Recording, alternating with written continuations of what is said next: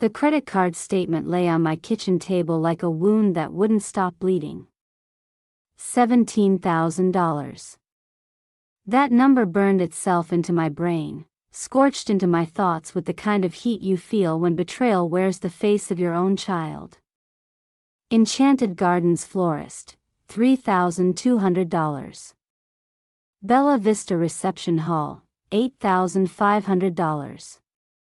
Morrison's catering, $4,800. Every line item, every innocent, blooming, beautifully italicized line, was a betrayal in disguise. The kind of betrayal that doesn't come from enemies, but from those who once called you Mom, with sticky fingers and sleepy eyes. 3 years ago, I added Zoe to my credit card, for emergencies only. And now here it was. Her entire wedding charged to that card like I was some kind of silent sponsor.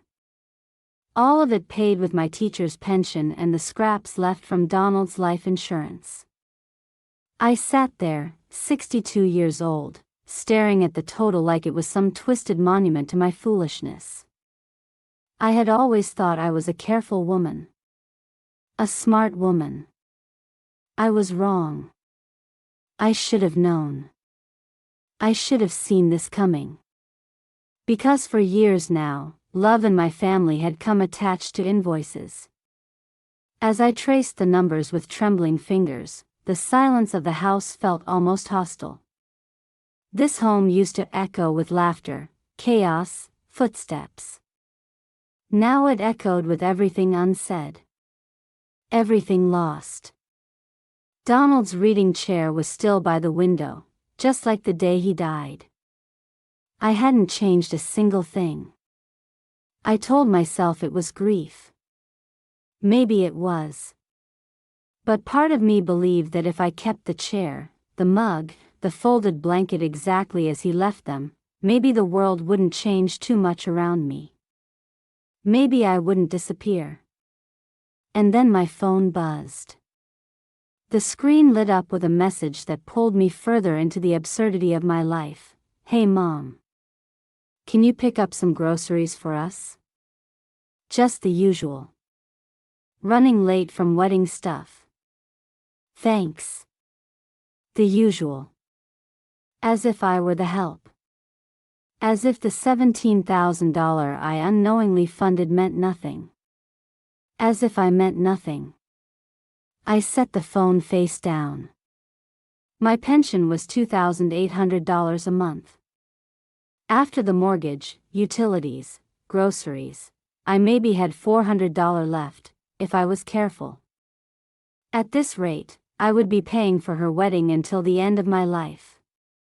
Maybe beyond. I started calculating in my head, the way I used to calculate lesson plans and grocery budgets and Christmas gifts. But this math led only to despair. The door slammed open. Jerry. Heavy footsteps thudding through the hallway like he owned the place. He'd moved back in 6 months ago, after his second divorce. Said he needed time to get back on his feet. At 34, Jerry had perfected the art of temporary problems becoming permanent lifestyle choices. Mom. I need to borrow your car tonight, he shouted from the hallway, not bothering to come in. Rebecca and I are going to look at that apartment in Riverside. Rebecca. The yoga instructor who treated my house like a personal resort. The one who left burning sage in the living room that triggered my allergies and said it was cleansing my aura. I didn't say anything. Not yet. Not until I was calm. Not until my voice wouldn't shake. Jerry, I called, even and controlled, can you come here, please?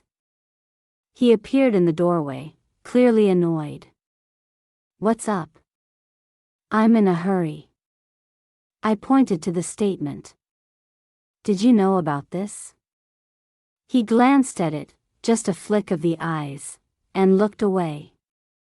I knew that look.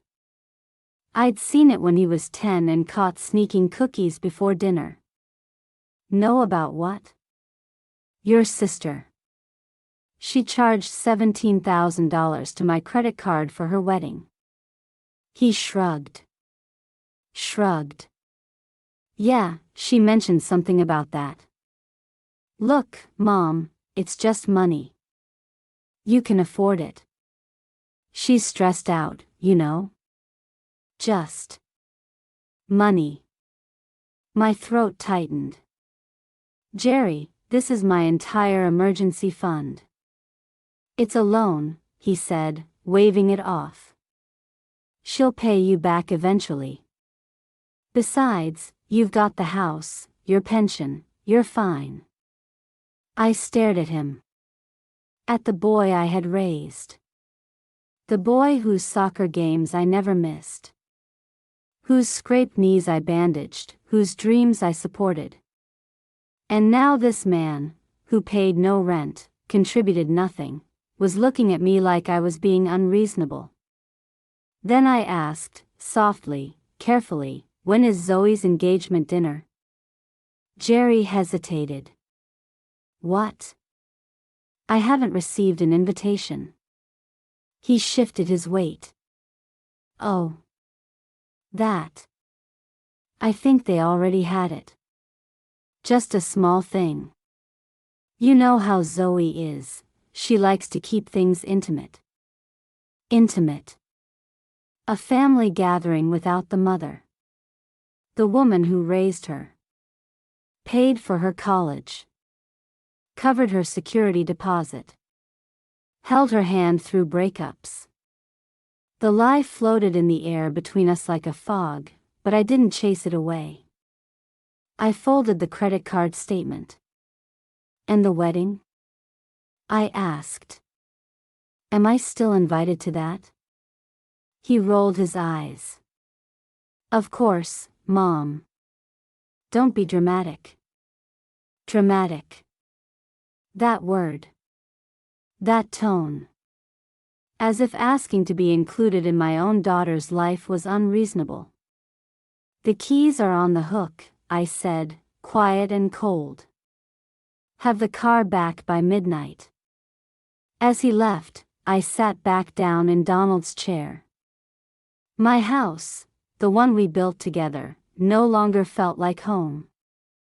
It felt like a storage unit for ungrateful adults who only showed up when they needed gas money or grocery runs. My phone buzzed again. Another message from Zoe. Forgot to mention, can you handle the catering deposit for next month? Just $2,000. Dad's life insurance should cover it, right? You're the best. Dad's life insurance.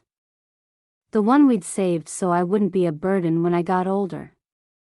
That was supposed to pay for medical care if I got sick. Now it was a wedding fund? A backup account for my adult children? I didn't reply. I didn't cry. I sat there with the silence. But this time, the silence wasn't loneliness. It was decision. It was clarity. Now tell me, what time is it where you are, and what city are you watching from? I want to know who else out there understands what it feels like to be the one they always take from. The next morning, I woke up different. It wasn't something grand like the movies where a woman chops off her hair and buys a plane ticket to Paris. No, it was something smaller.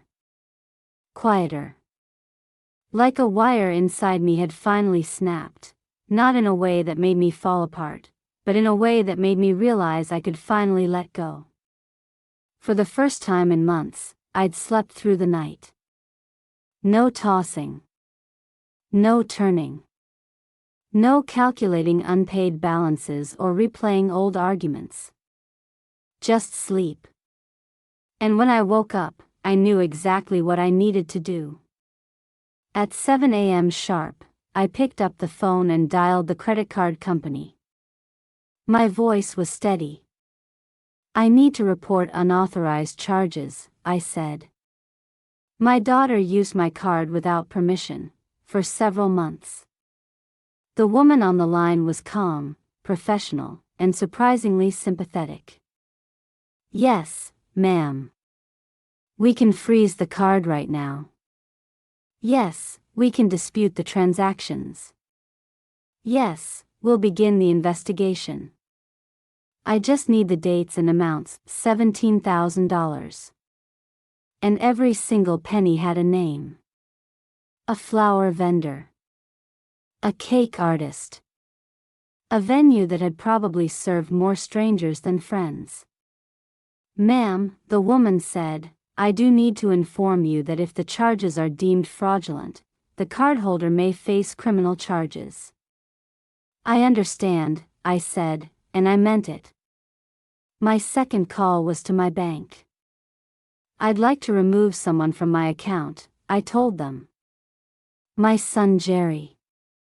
He's been an authorized user, but I'm revoking that access immediately. The woman at the bank asked a few routine questions. 10 minutes later, Jerry's access to my checking and savings accounts was terminated.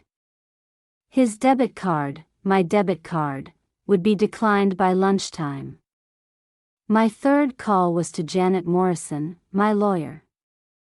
She had helped us through the mess of Donald's estate 4 years ago. She was sharp, kind, and she didn't sugarcoat anything. Sandy, she said, her voice warm, it's been a while. What can I do for you? I need to revise my will, I said. And I need to talk to you about a case of unauthorized credit card use. We scheduled an appointment for that afternoon. And just like that, before 9 a.m., I had taken back control of my life.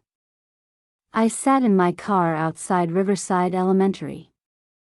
I had taught there for 32 years. I used to watch children leap from minivans with oversized backpacks and missing teeth.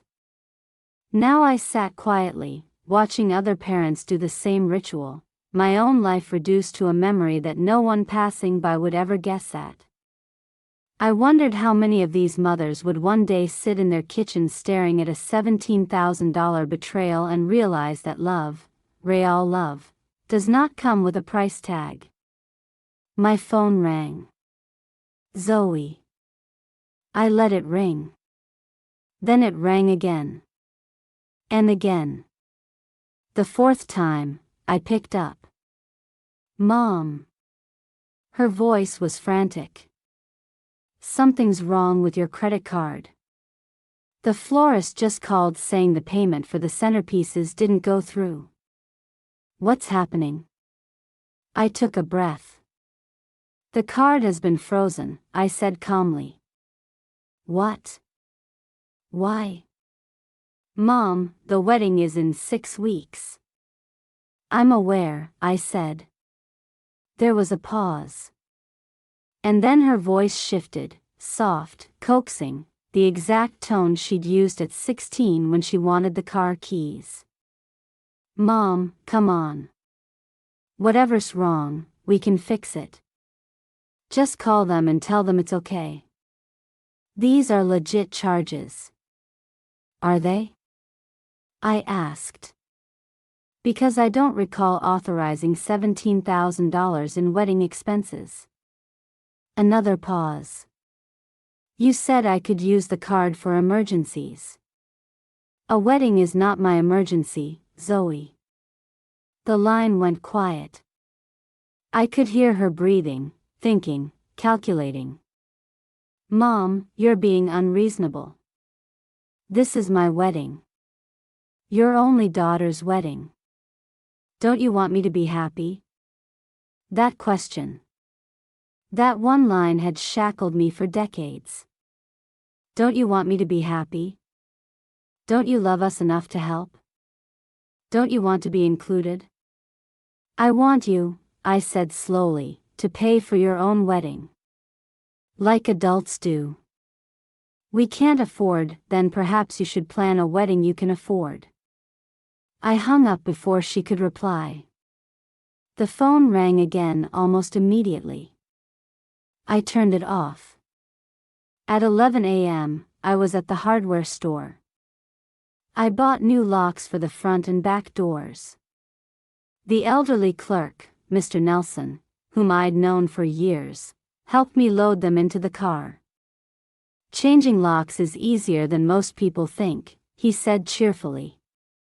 Just follow a video online. I smiled. Thanks, Mr. Nelson. When I got home, Jerry's car was already in the driveway. Rebecca's yoga mat was sprawled across the living room floor. The scent of burning sage hit me like a punch, sickly sweet, invasive. They were in the kitchen. Rebecca, blending a smoothie with my fruit. Jerry, at the table, scrolling through his phone. Mom, finally, Jerry said without even looking up. Something's wrong with my debit card. And Zoe's been trying to call you all morning. She's freaking out. I'm aware, I said. I closed your access. He looked up. What? I closed your access to my accounts. And I froze the credit card. Rebecca blinked. Sandy, what's going on? Are you okay? Jerry thought maybe you had a stroke or something, making all these weird financial decisions. Weird financial decisions. Rebecca, I said evenly, I need you to gather your things and leave. She laughed. What? Why? Because this is my home. And you don't live here. Jerry stood up. Mom, stop. You're embarrassing yourself. Rebecca is my girlfriend. She's welcome here. Not anymore. This is ridiculous. Over some credit card mix-up. Zoe will pay you back. She always does. When has she ever paid me back? I asked, locking eyes with him. The car insurance in college? Her apartment deposit? The loan for her master's degree? That's different. That's what parents do. No. That's what I did. Past tense. Rebecca had gone very still. Maybe I should go, she whispered. Yes, I said. You should. Jerry's voice sharpened. If she leaves, I leave too. There it was. The threat. The weapon of choice for adult children who'd learned that love could be leveraged. I sipped my coffee. Your choice. But if you leave, you don't get to come back whenever it's convenient. His expression faltered. You don't mean that. But I did. I finally did. Jerry didn't slam the door this time. He closed it hard enough to rattle the hinges, but not quite enough to be defiant. That small restraint told me something. He knew I wasn't bluffing. The moment the lock clicked behind him, I exhaled. My kitchen was quiet again. No smoothie blender. No sage. No scrolling phones. No entitlement humming under the surface like a radio station I could never quite shut off. By 3 p.m., I'd installed the new locks. 2 turns of a screwdriver and just like that, the doors no longer opened for people who believed they had the right to take up space in my life without giving anything back. I kept one spare key and placed it in my jewelry box, right next to Donald's wedding ring. It felt like I was putting something sacred away, a piece of a chapter one had just finished writing. At 4 o'clock, I was sitting across from Janet Morrison. Her office smelled like old books and leather, nostalgia wrapped in legal permanence. Tell me everything, she said. I did. The charges. The lies. The years of being used. I didn't sugarcoat it, didn't soften the facts like I might have in the past. Janet listened, pen moving fast. Her brows furrowed deeper with every new detail. How long has this been going on? She asked finally. Years, I said. But it escalated after Donald died. I think they see me more as a resource than a person now. Janet nodded slowly. Sandy, what you're describing? It's financial elder abuse. The words hit me like a bell ringing in an empty room. Not a dramatic accusation. Just a fact. I'm not pressing charges, I said. I'm not trying to destroy my children. I just want to stop being destroyed by them. Understood, Janet replied, flipping to a fresh page. Let's start with your will. My current will left everything equally to Jerry and Zoe. The house. The accounts. The remainder of Donald's policy. Jerry was the executor. I looked at Janet. I want to change all of it. I want the house and half my assets to go to charity. The kids can split the remainder of my retirement accounts, but only after they've repaid what they've taken. Janet's pen didn't hesitate. Which charities? The Literacy Foundation I used to volunteer for. The animal shelter downtown. Something for older adults without support, people like me, but without options.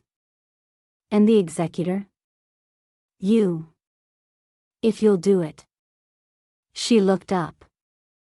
With pride. Next, we discussed the credit card charges. The company had already opened an investigation. The chances of reversing the $17,000 were high. But Janet leaned in. Sandy, are you prepared for the fallout? They won't take this quietly. As if on cue, my phone buzzed. Zoe. I declined it. They've been calling all day. Jerry already moved out. He's convinced I'll change my mind when I get lonely. Will you? Janet asked softly. It was a good question. Would I? I thought of the way my kitchen felt that morning. Still. Clear. Mine. I thought of how I'd slept the night before, fully, deeply. I thought of the peace I'd felt installing those locks. Not vengeance. Not anger. Just peace. No, I said. I won't. Janet smiled. Good. Let me draft the changes. You'll have the final version by Friday. And if they begin to harass you, we'll talk about further legal protections. You're not alone in this, Sandy. I've seen this happen more than you think. After I left her office, I stopped at the grocery store. I didn't buy for a family. I bought for me. 1 chicken breast. Fresh vegetables. A bottle of wine I'd been saving for someday. Well, someday had come.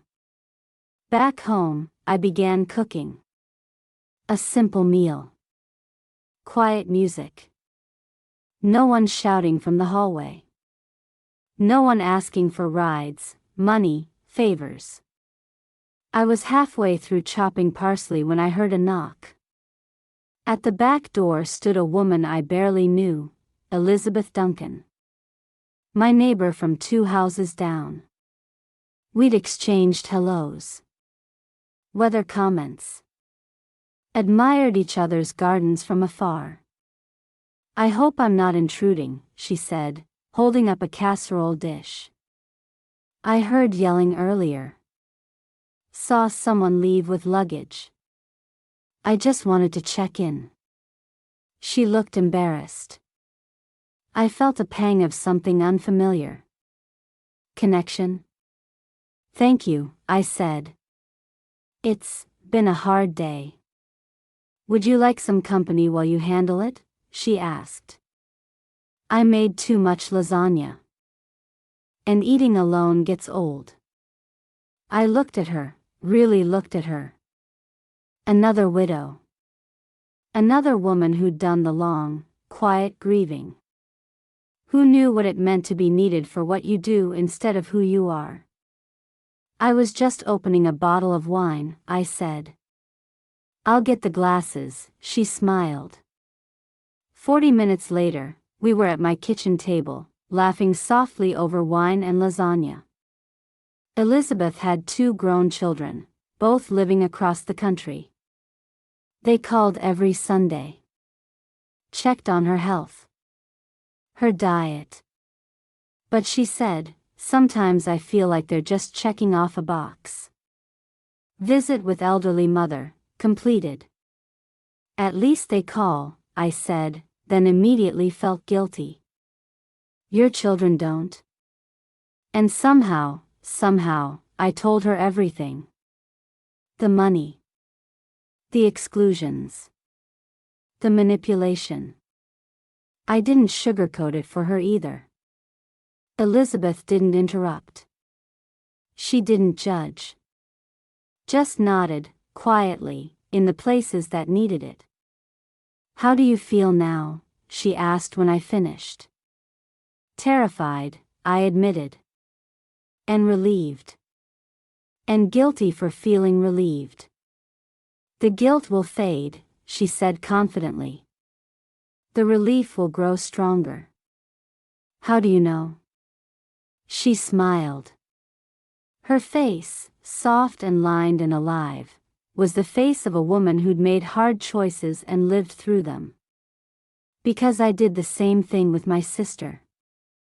Different situation. Same pattern.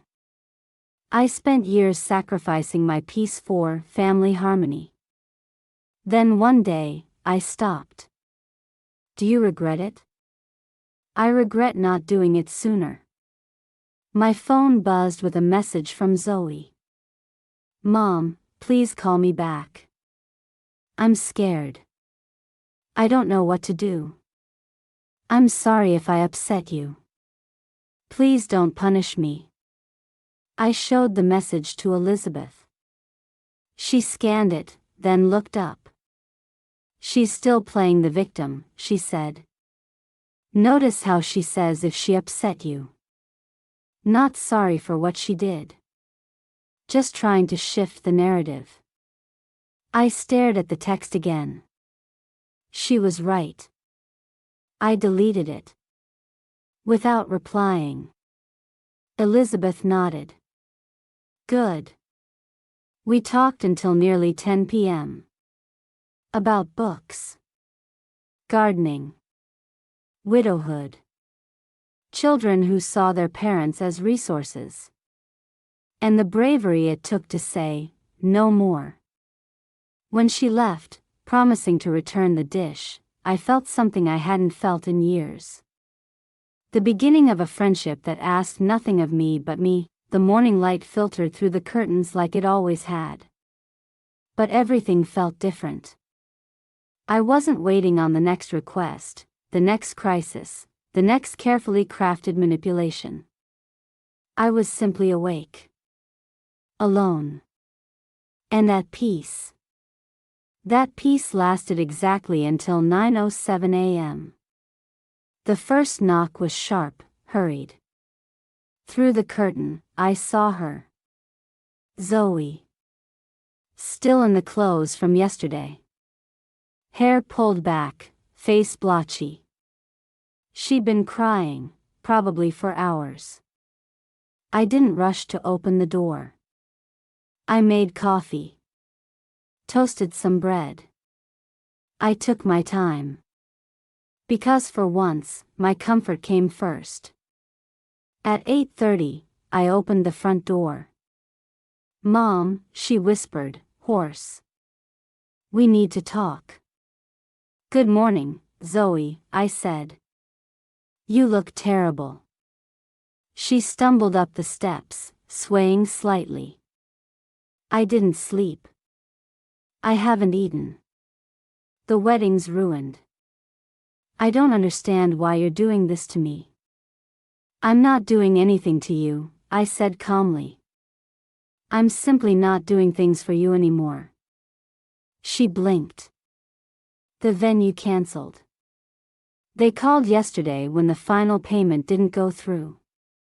2 years of planning, Mom. 2 years. I motioned toward the porch chair. Sit down. We're going to have a conversation, but not the one you're expecting. She sat on the edge like she was waiting to flee. If this is about paying you back, fine. I'll pay you back after the honeymoon, once David and I are settled. No, I said. She blinked. What do you mean to know? I mean I'm not fixing your problems anymore. I'm not paying for your choices. I'm not letting myself be treated like an ATM with a house attached. You're my mother. Yes, I said softly. And for 31 years, I've shown you what unconditional love looks like. I've sacrificed, supported, enabled. And in return, you've learned to treat me like a resource. Not a person. She started crying again. So what? You're just going to abandon me? Let me be humiliated? You're having some midlife crisis or something. I'm 62, Zoe. If anything, it's a late life awakening. My phone buzzed. A message from Elizabeth. Coffee later? Reinforcements ready if needed. The timing, the simplicity, it made my spine straighten even more. I need you to leave now, I said. You can come back when you're ready to have an adult conversation about how we move forward. An adult conversation, she hissed. You want adult? Fine. Here's adult. You're a lonely old widow who's driving away the only people who care about you. You'll end up dying alone, and it'll be your own fault. There it was. The cruelty. The weapon of last resort. Goodbye, Zoe, I said, and closed the door. She banged on it. Cried. Pleaded. Threatened. Then finally, silence. Through the window, I watched her sit in her car for 20 more minutes, probably calling Jerry, David, anyone who might talk me down. They tried. By noon, the cavalry arrived. First, Jennifer. Jerry's ex-wife. She was always polite, always tried to stay out of drama. But here she was on my porch, hands clasped. Hi, Sandy. Jerry asked me to come talk to you. Said there's a family emergency? There's no emergency, I said. There's a consequence. I invited her in. Made coffee. Told her the truth. Not the edited version, the real one. The financial abuse. The exclusions. The demands. The manipulations. She listened, her expression twisting with discomfort. I had no idea, she said finally. Jerry made it sound like you were always happy to help. I was, I said. Past tense. She looked down at her cup. He's really struggling. The divorce, his job, Jennifer, I said gently, you raised 2 children alone on a teacher's salary. Jerry is struggling because he's never had to live within his means. She left shortly after, looking like she regretted coming. At 2 p.m., the next knock came. David. Zoe's fiancé.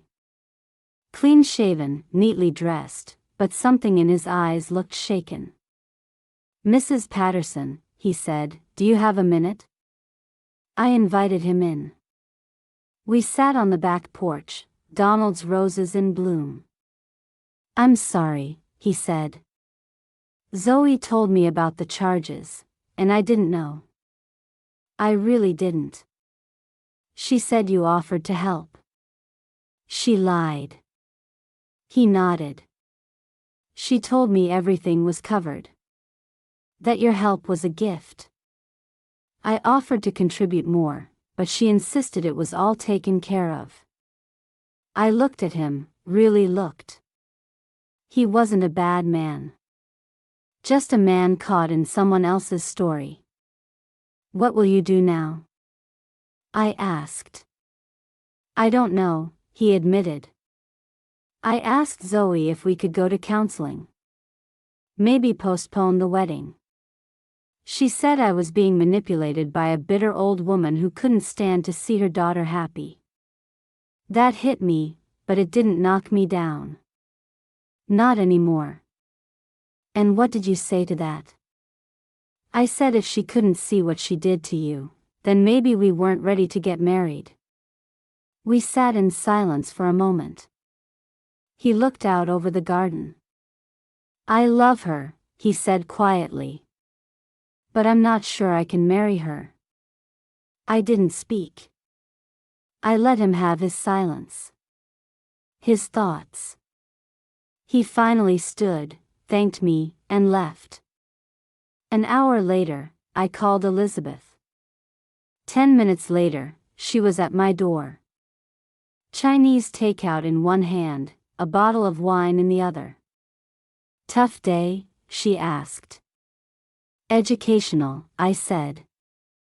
"I'm learning exactly who my children are when they can't get what they want." We sat on the porch, the sun setting, the world quiet. My phone rang. "Jerry." "Mom," he said, "this has gone far enough. You're destroying the family over money. Zoe's a mess. David's threatening to cancel the wedding. Everyone's calling me. You're turning people against us." "I'm telling the truth," I said. "If the truth turns people against you, then the problem is not the truth." There was a pause. Then came the threat. "We're thinking about having you declared incompetent." I almost laughed. "On what grounds?" "Sudden change in behavior. You're making irrational financial decisions. You've shut everyone out." "Jerry," I said calmly, "I've revised my will. I've worked with my attorney. I've documented everything. If you want to challenge my mental state, you're welcome to try. But Janet Morrison is very thorough." Silence. "This isn't over," he said. "No," I agreed. "It's just beginning." Elizabeth topped off our wine glasses. "How do you feel?" "Like I'm standing at the edge of a cliff," I said. "Terrified. But also free." "The terrified part fades," she said, raising her glass. "The freedom gets stronger." The next morning, my garden greeted me with a quietness that felt earned. It had rained overnight. The soil was dark, rich, fragrant, exactly how Donald liked it. I stood out there for a while, just breathing. The chaos, the voices, the threats, they hadn't made it into this small corner of the world. It belonged to me. No one else. 3 weeks had passed since the locks were changed, the accounts were frozen, and the boundaries laid like stone. And in those 3 weeks, no one had come to the door again. No frantic knocks. No late-night sobs on the porch. No accusations about loneliness. No one asking for money. Just silence. Elizabeth and I had found a rhythm. Morning walks. Afternoon coffees. Shared casseroles. She even introduced me to a widow from her church who'd also cut ties with an abusive daughter years ago. We laughed, we cried, we grew tomatoes. It was the first time in years I'd been part of something that didn't demand pieces of me in return. Then one day, a silver car pulled into my driveway. It wasn't Zoe's. It was David's. He stepped out looking thinner, older, but also more grounded. He carried an envelope in his hand and wore a face that said he'd made a decision. "Mrs. Patterson," he said. "Do you have a few minutes?" "Of course," I said. "Would you like some iced tea?" We sat on the back patio, in the very spot Donald used to sip his morning coffee and inspect his roses. The garden was blooming again. So was I think. "The wedding's off," David said simply. No hesitation. No drama. I set down my glass carefully. "I'm sorry to hear that." "Are you?" he asked, without accusation. I thought about it. "I'm sorry you're hurting," I said slowly. "And I'm sorry that Zoe wasn't the person you hoped she'd be. But I'm not sorry that you found out now. Not after the vows." He nodded, then handed me the envelope. It was a cashier's check. $8,500. "David," I said, shocked, "I can't accept this." "Yes, you can," he said. "It's my responsibility. I benefited from that money, even if I didn't know it was taken without your consent." I stared at the check. "What did Zoe say when you told her you were bringing me this?" His laugh was dry. "Zoe doesn't know I'm here. We haven't spoken since I called off the wedding. I asked her to talk honestly about money, about family. She called me weak, said I was being manipulated by you." "And what did you say?" "I told her that if she couldn't see what she'd done to you, or how she treated me, then maybe we weren't ready to be married." We sat in silence, sipping tea while Elizabeth's cat hunted butterflies in the neighbor's yard. David looked down at his hands. "Can I ask you something?" "Of course." "How did you know? How did you finally decide to stop enabling her?" I took a moment. "I realized I was grieving someone who was still alive," I said. "I kept trying to be the mother I used to be, for a daughter who no longer existed. And that grief, it became unbearable. I had to choose between mourning her forever or choosing myself." He nodded slowly, eyes filled with something between understanding and awe. I think I was doing the same. Before he left, I hugged him. A long, firm, honest hug.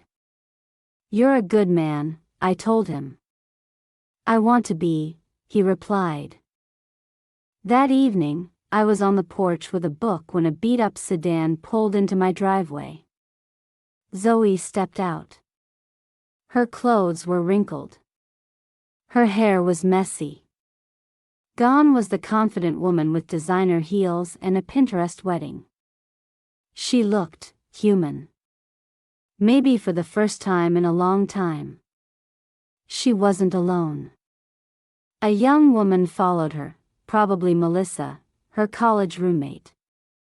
Zoe stopped at the base of the porch. "We need to talk," she said. "Good evening, Zoe," I said. I nodded politely to her friend. "Hello. This is Melissa," Zoe said quickly. "Look, I know you're mad at me, but things have gone too far. David's gone. The wedding's off. I'm staying on Melissa's couch. I need to come home. There it was. The full circle moment. When every bridge had burned and the mother they once discarded suddenly became useful again. No, I said. What do you mean to know? This is my home. This was your home. You made it clear I wasn't family enough to invite to your engagement dinner. But now that you need something, now I'm family again. Melissa shifted awkwardly. Maybe I should wait in the car, maybe you should, I agreed gently. Once Melissa was gone, Zoe stepped onto the first step of the porch. I know I messed up. I know I hurt you.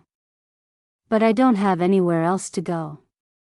You're 31, I said. You have a job. A degree. Options. You're not homeless. You're just uncomfortable. And I won't rescue you from that anymore. So what do you want from me? She snapped. An apology? Zoe, I want you to understand what you did. Not just say sorry like it's a magic word. I am sorry. What are you sorry for? For using the card. For not inviting you. For saying you'd die alone. That's what you did. I'm asking why you're sorry. Are you sorry because it hurt me, or because it didn't work out for you? Her silence was loud. Telling. Zoe, I've spent 3 decades bending over backward to make sure you were happy. I let you take, and take, and take, until I didn't recognize myself anymore. This is who I am now. I'm done giving until I'm empty. So we just don't have a relationship anymore?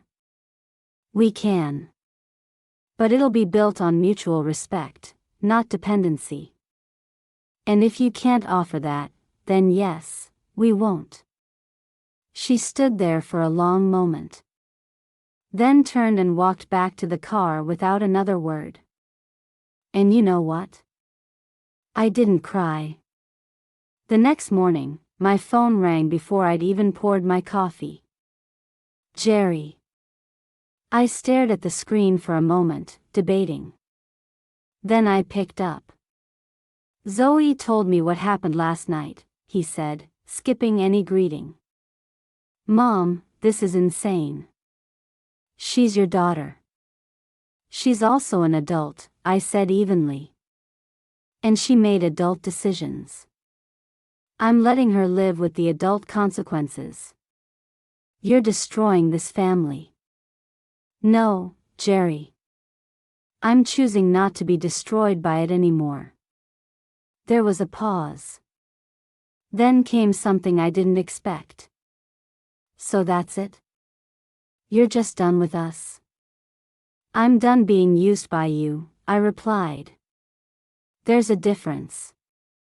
He hesitated. What if we change? What if we... I don't know, pay you back, treat you better? It was the first time either of them had ever even hinted that they were the problem. Then we'll see what happens, I said. But change doesn't mean saying the right thing to get your privileges back. Change means becoming someone who doesn't need to prove it. He didn't answer. I let the silence stretch. I wasn't afraid of silence anymore. After we hung up, I walked out to the garden. Donald's roses were blooming wildly, climbing over the trellis like they were reaching for something better. The garden had always been his pride, but lately it had become mine too. A symbol of care. Of growth. Of tending to something not because it gave back, but because I wanted it to thrive. That afternoon, I stopped by the literacy center where I used to volunteer. The place looked the same. The smell of dry paper, ink, and slightly burnt coffee felt like home. I signed up for 2 afternoons a week. Not out of obligation. Not because someone begged me, but because I missed the joy of giving to people who appreciated it, who earned it. A young woman at the desk smiled at me with genuine warmth. "We're so glad to have you back, Mrs. Patterson." And for the first time in a long time, someone said my name without needing something behind it. That evening, as I watered the tomatoes, Elizabeth strolled over with a grin and 2 cups of lemonade. "Guess who called me," she said. "Who?" "The new widow from your old school. The one I introduced you to. She asked if I'd bring you to our coffee group Thursday morning." I blinked. "You have a group?" She laughed. "We're like a secret society. Women who finally said enough is enough. We drink coffee. We share stories. We don't apologize for surviving." It sounded like a dream. "I'd love that," I said. The next day, I received a letter in the mail. From the credit card company. The charges had officially been ruled as unauthorized. The full $17,000 was reversed. They wouldn't be pursuing legal action against Zoe, though I knew they had every right. I placed the letter in my drawer next to David's check. Not because I needed the proof anymore, but because I wanted a record that I had fought and won. That same afternoon, Elizabeth and I walked to the farmer's market. On our way back, my phone buzzed again. A message from Zoe. "I've been thinking about what you said. I still don't agree with everything, but I understand more than I did before. I'm not asking to come back. I just wanted you to know I'm applying for a second job and looking at cheaper housing. I don't expect anything from you. I just wanted you to know I'm trying." I showed the message to Elizabeth, who read it silently, then handed it back. "Well," she said, "that's not a miracle. But it's a start." I didn't reply. Not yet. Let her words stand without response, without reward. The next week passed quietly. I had lunch with women who understood my exhaustion without needing it explained. I read 3 books. I cleaned out a closet that had been untouched since Donald's funeral. I donated bags of items, not because I needed the space, but because I was finally releasing the weight of holding onto a version of life that no longer served me. On Friday, a letter arrived from Janet. My revised will, ready for signing. I reviewed every clause slowly. The house, to charity. The accounts, split, but conditional. The rest, protected. As I signed, I felt the pen press against paper like a seal of reclamation. I was no longer a woman who let guilt dictate her legacy. I was a woman who'd rewritten her story. That evening, as the sky turned gold and purple, I sat on the porch with Elizabeth again. She brought over her famous lemon cake. I brought the wine. "You look different," she said, studying me. "I feel different." "Like what?" "Like a woman who finally stopped waiting for her children to change, and decided to change herself instead." She smiled. "Welcome to the club." We laughed until the stars came out. 3 weeks had passed since the final phone call, the last desperate knock, the final manipulation attempt. I could almost mark time now by the absence of chaos. Mornings began with birdsong, not budgeting crises. Afternoons drifted with books, gardening gloves, and the quiet clink of coffee cups. Nights came without dread. Without dread. That alone felt like a miracle.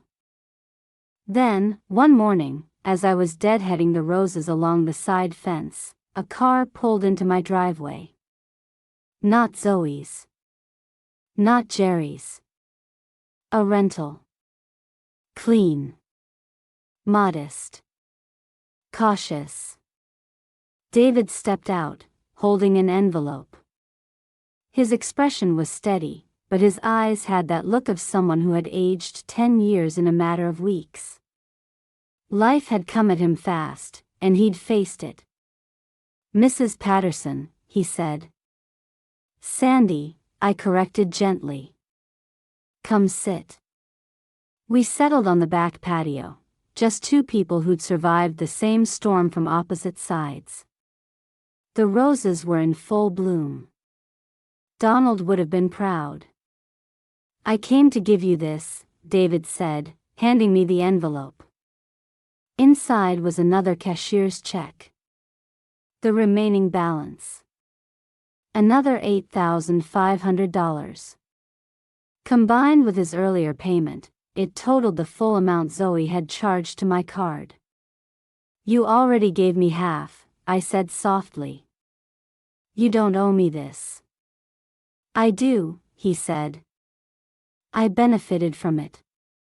I didn't know the money was stolen, but I still sat at tastings, chose napkin colors, picked out playlists. That's not nothing." I looked at him. This young man. Thoughtful. Honest. Everything my daughter had overlooked in favor of control. "What did Zoe say about you bringing this?" I asked. "She doesn't know," he replied, his tone neutral. "We haven't spoken since the night I canceled the wedding. She packed her things and moved back in with Melissa. I told her I couldn't move forward unless we had a real conversation about respect, boundaries, honesty. She said I was being manipulated by a bitter old woman." My mouth twitched, but not with pain this time, with a kind of tired amusement. "She said that about me?" David chuckled. "I told her that bitter old woman showed me more integrity in 1 week than most people do in a lifetime." We sat in silence for a while, sipping iced tea. The air buzzed with bees and sun-warmed peace. "Can I ask you something?" he said. "And I don't mean it as an insult." "Go ahead." "How did you do it? Not just the money thing, but the line you drew. Most people talk about boundaries. You enforced them." I took a breath. I had to. It was that, or lose myself. I realized I'd become the kind of woman who disappeared into everyone else's life, quietly erasing her own needs just to keep the peace. But peace built on silence isn't peace. It's surrender. He nodded slowly. "I think I was headed down that same path." "Then be grateful you stopped. You're young. You still have time to build something better. Something based on mutual love, not debt." When he left, he hugged me again. This time tighter. More like a son than a stranger. That evening, I poured a glass of wine and sat on the front porch.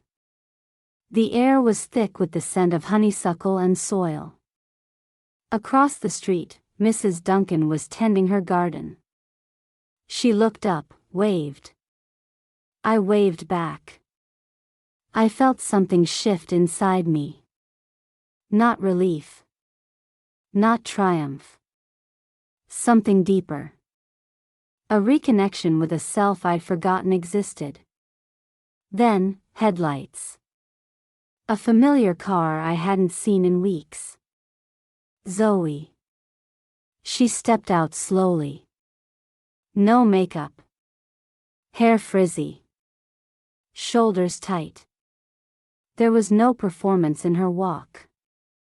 No show in her stance. She was carrying nothing. Not a purse. Not a phone. Just herself. She approached the porch like a child returning after running too far away. "I don't want anything," she said before I could even speak. "No money. No favors. Not even forgiveness. I just wanted to say something." I nodded. "Go ahead." "I was wrong," she said. "About everything. The card. The wedding. The dinner. What I said to you. All of it." I didn't move. Didn't speak. Let her continue. I think I've always loved you for what you could give. Not for you. And I didn't even realize it until you stopped giving. When you changed. I was so angry. But it wasn't because you betrayed me. It was because you finally forced me to look at myself. I swallowed the lump in my throat. "I don't expect you to believe me," she added. "I know I have to prove it." I looked at her, really looked. There were bags under her eyes. Her nails were chipped. But her voice? It wasn't asking anymore. It was owning. "I'm not here to offer you a key," I said. "But I'm also not closing the door forever. If you're willing to build something real with me, something that doesn't involve credit cards and conditions, then we can try." Tears slid down her face. "I'd like that," she whispered. She didn't ask to come inside. She just nodded, turned, and walked back to her car. And that's when I knew I hadn't lost my daughter. I'd simply refused to participate in her illusion any longer. And that choice had finally given her space to face herself. The siege was over. Not because I surrendered. But because I endured. Because I waited out the storm, fortified my walls, and tended the garden of myself until something better bloomed. 1 month. That's how long it had been since I stopped being the woman who said yes to everything and everyone. Since I stopped paying for silence, begging for inclusion, hoping that if I just gave enough, I'd be loved enough. And I hadn't just survived that month. I'd come alive in it. I was sitting in Donald's old chair by the window one Sunday morning, reading the final pages of a novel Elizabeth lent me, when my phone rang. The name on the screen surprised me, Jerry. I considered letting it go to voicemail. But something told me to pick up. "Hi, Mom," he said. His voice wasn't angry. It wasn't defensive. It was uncertain. Careful. "Hi, Jerry," I replied. "I just wanted to say. I've been thinking. A lot. About everything." I waited. "You were right. About the way I used you. About how I acted entitled to your time, your money, your space. I didn't mean to hurt you. But I did. And I see it now." The words weren't perfect. But they were his. "I've started looking for my own place," he continued. "Something small. Affordable. Rebecca and I, well, we're taking a break." She didn't really get what I've been trying to work through. And honestly, I needed space to figure out who I am without relying on someone else to keep me comfortable. I looked out the window at Donald's roses. They'd grown strong stems this season. No longer fragile. Resilient. "I'm glad to hear that, Jerry. I'd like to visit sometime. Just for coffee. Not to ask for anything. Just to talk. When you're ready." "Not today," I said gently. "But soon." He didn't argue. He just said, "Okay. Soon." After we hung up, I sat with the silence. Not because I needed to recover, but because it was beautiful. The sound of nothing expected. No crisis hiding in the next ring. No apology laced with manipulation. Just space. To breathe. To exist. That afternoon, Elizabeth and I hosted a small garden tea for a few women from her widows group. We set up folding chairs and mismatched cups under the shade of the old maple tree in my backyard. Someone brought lemon scones. Someone else brought memories. We shared stories of motherhood, mistakes, grief, rebirth. One woman, a former nurse named June, told me, "You remind me of my sister. She let her kids take everything from her. Even her name. Now she lives in a tiny apartment and calls me every week just to feel seen." It reminded me of myself. Who I used to be. Another woman leaned in and whispered, "It's not selfish to want peace. It's sacred." After everyone left, Elizabeth stayed behind to help clean up. As we gathered plates and stacked cups, she said, "Do you ever miss them?" I didn't ask who she meant. I knew. "I miss the version of them I thought they were," I said. "But not the way they treated me." She nodded. "That's honest." We shared the last 2 slices of lemon cake on the porch, feet tucked under us like teenagers, sipping iced tea and gossiping about tomatoes and mulch. As the sun set, my phone buzzed again. A message from Zoe, "I got the second job. It's not glamorous, but it pays. I've started a savings account. I named it Dignity. I thought you'd like that." I stared at the screen for a long moment.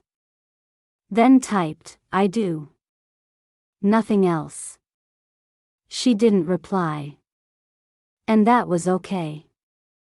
Because sometimes healing isn't a tearful reunion. Sometimes it's a quiet exchange of truth. A few days later, I received a card in the mail. Not a text. Not an email. A real envelope. With handwriting I recognized immediately. Jerry. Inside was a simple note, "Mom, I'm not expecting to fix decades in a few weeks. But I've started therapy. I've started cooking for myself. I've started asking how I can give instead of take. Thank you for teaching me, even when I didn't want to learn." Jerry. I placed the card in a wooden box Donald once made for me. It now held little keepsakes that actually meant something. David's check stub, Elizabeth's first handwritten recipe, and now this note. That weekend, I volunteered at the literacy center again. A boy named Mateo hugged me after we finished reading Charlotte's Web. He said, "You smell like flowers and soup." I took it as the highest compliment I'd received in years. That evening, I opened a bottle of wine and sat alone on the porch. The moon was high. My house was clean. My mind was quiet. I wasn't waiting for a knock. I wasn't dreading the next phone call. I was simply me. A woman who had given everything, and finally remembered she could keep something for herself. A mother who had finally realized that real love doesn't ask you to bleed to prove it. A person who had redefined family, not by blood, but by behavior. And maybe, just maybe, a woman who had planted something deeper than roses in her garden. Something called self-worth.